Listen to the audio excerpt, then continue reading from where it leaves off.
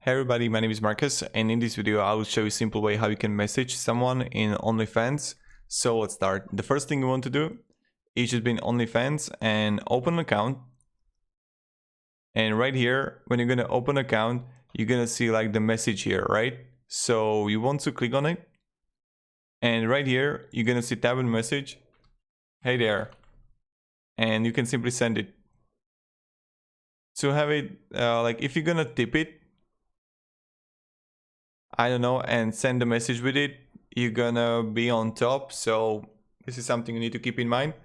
And yeah, thank you very much everybody for watching. If you have any questions, ask me down in the comments. I'll be really happy to help you and provide some guidance and support. You know how it works.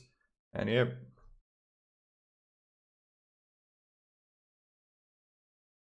have a great day and goodbye.